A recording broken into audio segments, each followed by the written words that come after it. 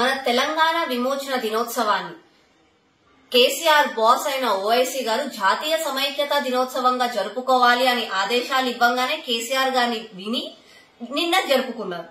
కానీ ఒక్కసారి అబ్జర్వ్ చేయండి మీరు, కేసీఆర్ గారు నిన్న కంప్లీట్ స్పీచ్ లో ఒక్క క్షణం కూడా నిజాం ప్రభుత్వం చేసిన అన్యాయాల గురించి ప్రస్తావించలేదు. ఎందుకంటే ఓవైసీ బ్రదర్స్ దాని దారుసలాంలో రాసిచ్చిన స్పీచ్ మాత్రమే కేసీఆర్ గారు అక్కడ చదివారు.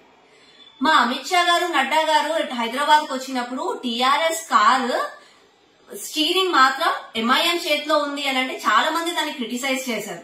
కానీ నిన్న ఓవైసీ ట్విట్టర్ లో పెట్టిన దాన్ని చూస్తే మీకు అర్థమైపోతుంది. నేను జాతీయ సమైక్యత దినోత్సవం చెయ్యాలి అని కేసీఆర్ కి ప్రస్తావించగానే గంట సేపట్లో తను మంచి పని చేశారు అని చెప్పి అప్రిషియేట్ చేశారు. ఆ గంట సేపట్లో మంచి పని చేసినందుకు హోప్ఫుల్లీ ఓవైసీ బాస్ తన ఎంప్లాయీ అయిన కేసీఆర్ కి ఇన్సెంటివ్ కూడా పంపించి ఉండొచ్చు. తెలంగాణ ప్రజలారా ఒక్కసారి మీరు ఆలోచించండి. పోరాడింది నిజాం చేసిన అన్యాయాల కోసం.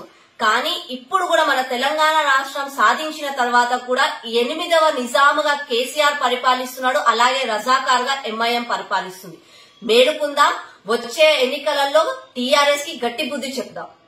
హాయ్ ఫ్రెండ్స్, మా టుడే టుమారో యూట్యూబ్ ఛానల్ చూస్తున్నందుకు చాలా థ్యాంక్స్. మరిన్ని లేటెస్ట్ వీడియోస్ కోసం వెంటనే సబ్స్క్రైబ్ చేయండి. అలాగే ఈ బెల్ ని కూడా రింగ్ చేసేయండి. మా నోటిఫికేషన్స్ అన్ని మీ మొబైల్లో వస్తాయి. అలాగే మా వీడియోస్ మీకు నచ్చితే లైక్ చేయండి, షేర్ చేయండి, నచ్చకపోతే కామెంట్ చేయండి.